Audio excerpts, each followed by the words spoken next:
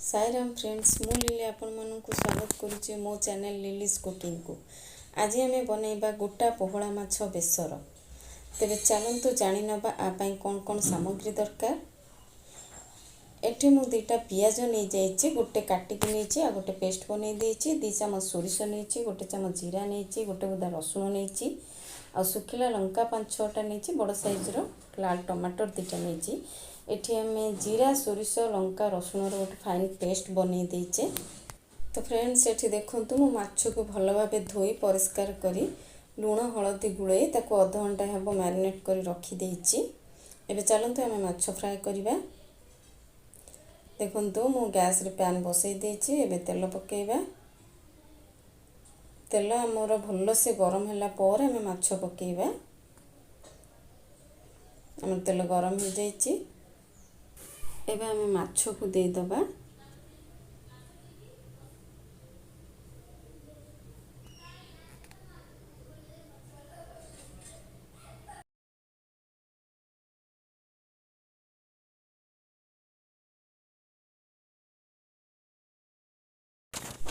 तो फ्रेंड्स देखंतु एपरि भाबरे हमें लाल लाल करिकी सब माछ को भाजी दबा। ए देखंतु मु सब माछ को भाजी की रख देइछि। एबे हमें आलू भाजीबा। मु सेई पैन रे तेल दे के आलू पके देली। तो फ्रेंड्स एठी मु आ गोटे कथा कहिबी, जदि आपण मानकर आलू पसंद नुहे तेबे आलू को भी आपण स्किप करि परिबे, खाली माछ बनै परिबे। तेबे देखंतु आमे आलू को एपरि लाल लाल करी भाजी दबा। एबे आमे गैस रे कढ़ाई बसेइबा मसला कसिबा पई। कढ़ाई गरम करी तेल पके दबा। देखंतु तेल हमर गरम हे सल्ला पर मु एठी फुटण पके देली, 5 फुटण। तापर पियाज दे देली।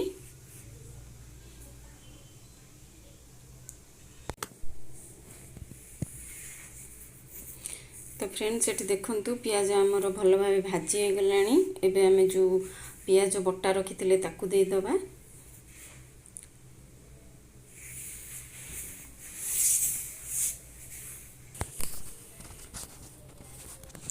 तो फ्रेंड्स देखंतु आमे एठी मसला को भलो भाबे कसिबा। पियाज रो जो कंचा गंधटा थाए सेटा जिबा पर्यंत आमे ताको भलो से कसिबा। देखंतु मसला हमर कसी आसलानी। एबे आमे एथरे हळदी आ लूण दे दबा।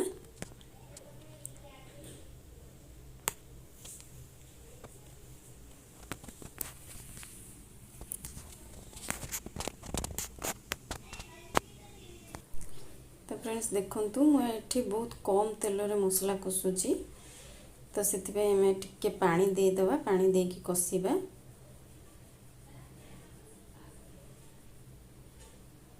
एबे हमें जो पेस्ट रखीचे जीरा सोरिष रसुण रो पेस्ट सेटा को दे दबा।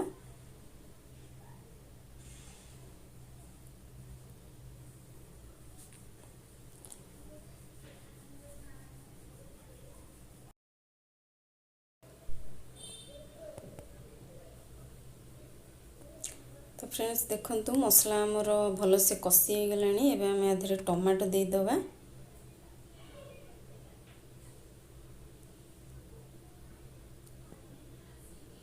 ओइठे बड़ साइज रो लाल टमाटर 2टा नैछि। तो एबे हमें टमाटर को मसला सहित पूरा मिसला पर्यंत कसिबा।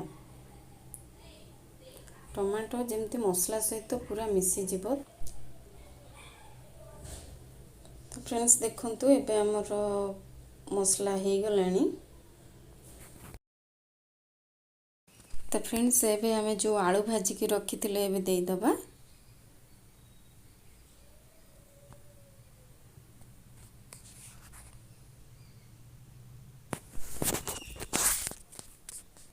एबे हमें मसला को भलो भाबे कसी दबा। देखंतु हमर मसला पूरा भलो भाबे कसी हे गलानी। एबे हमें एथरे पानी दे दबा। हमर जेत्ति के अनुसार हमको ग्रेवी दरकार हमें सेही अनुसार पानी दे दबा।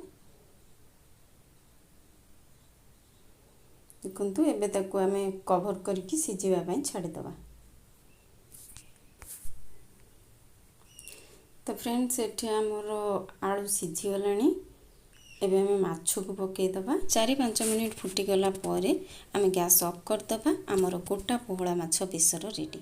तो फ्रेंड्स मोर जदि ये रेसिपीटी आपण मानकु भलो लागि थाई पारे ताले मो चैनल को लाइक शेयर सब्सक्राइब कर देबे। रहिली थैंक यू।